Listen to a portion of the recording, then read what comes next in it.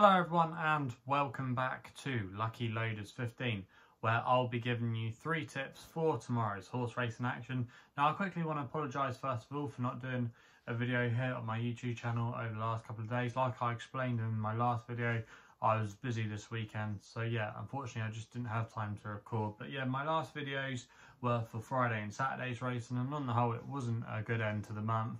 Most of our selections were very disappointing. We had a couple of placed efforts, but yeah, away from that, nothing to write home about. But in the end, July wasn't a bad month for us. We got off to an absolute flyer when we had our 50-1 winner. You might remember our long shot there. And then after that, it was kind of an up and down month for us. But we were up overall in the end, and fingers crossed we can do slightly better in August. So let's get into it then. 3 tips for tomorrow's racing.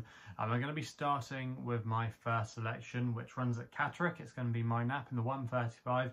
Now I'm going to go here with Entwhistle for Kyle Burke and Clifford Lee. At the current time recording, was available at 11-4, and I'm going to recommend a 1-point win bet here. Now I thought this horse was actually quite a big price. I personally think come post time tomorrow it could go off 6-4 clear favourite. I think it should be a lot shorter in the betting, because I was really impressed by the way that this horse won on his latest start over the course and distance. It was a very impressive effort. He beat an odds-on horse of Grant Chewers, who had been recently brought, or switched over I should say, to that yard from the Nick Bradley Racing Syndicate. That was cover name, and she did nothing wrong in defeat. You know, she ran a good race, but she bumped into Entwhistle, who really put her to bed and was a very convincing winner. Now this horse is going to be making his handicap debut tomorrow off a mark of 80, which I think is a very workable mark on his handicap debut, and I think this looks a really winnable race. Now I think he'll have the race set up to suit tomorrow. There's a couple of horses that like to be handy, and I think he'll just sit in behind them and then he'll come with a good run and pick them off. I really think that he's got a really good chance in this race. He won't mind the little bit of cut in the ground. There was a bit of ease in it last time, and he's just got a pedigree to improve. He's been given a bit of time by Kyle Burke. He was tried earlier this year on the all-weather, but he had a bit of time to mature, and it looks like he really has. And he's related to horses like Pendleton and Holmeswood that have done well for these colours in the past. And I just think, yeah, 11-4 tomorrow, there's a bit of value to be had in that price there, and that's why Entwhistle is going to be my nap of the day in the 135 of Catterick. We then have to wait a few hours where we go to the all-weather action at Chelmsford, where we're going with my next best here in the 418, where I'm going to take a chance here on Raaeb for Stefano Curci, claiming free, and he's riding for Saeed bin Saror in the colours of Godolphin.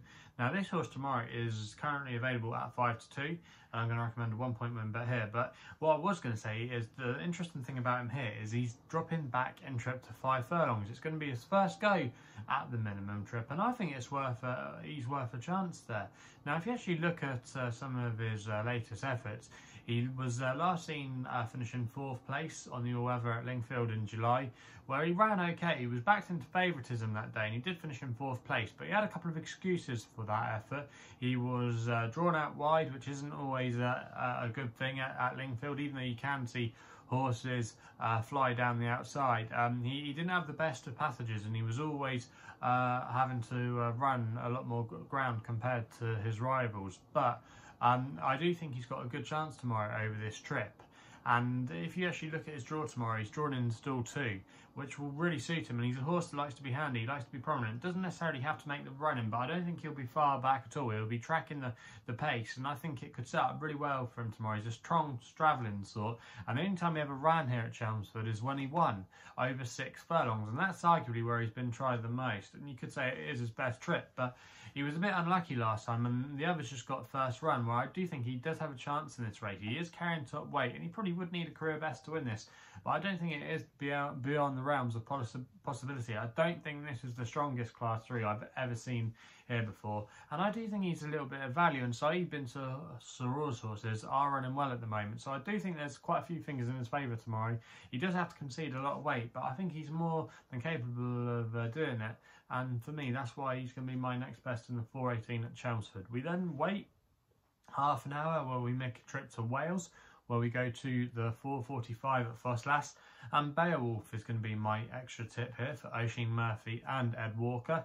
Now this horse at the time recording was available at 11-8. I'm going to recommend a 1-point win bet here.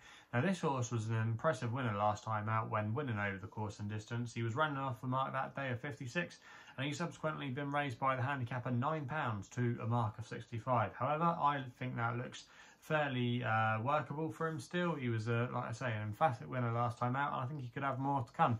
Ed Walker's team have been in really good form. They're operating at a 38% strike rate. They're going great guns, and this just thinks to me of the kind of horse that Ed Walker does well with with handicaps. He can rapidly improve a lot of these kind of horses. By Camelot as well, who's a sire that he's done well with in the past. And I do think that this horse is a little bit better than what he's shown so far. Even though he was impressive last time out, I still think he could be potentially a mid-70s horse, and the race could set up quite well for him tomorrow. There's a couple of horses that I think that'll be prominent and handy. He has been a bit keen and a little bit buzzy in a couple of his races, but I just think he's a maturing type. I think he's still got a lot more to come. So yeah, this horse is going to be my extra tip of the day. That's Beowulf in the 4:45 at Ffos Las, and I think he'll take all the beating there. So they're the 3 tips for tomorrow's racing. Let me know in the comments box below what you'll be backing tomorrow. Also as well, if you're still enjoying these videos, remember to hit that thumbs up button and subscribe here to my YouTube channel at LuckyLoaders15. Also as well, if you want to follow me on social media, Twitter is the best place to do so, where my handle is at LuckyLoader15.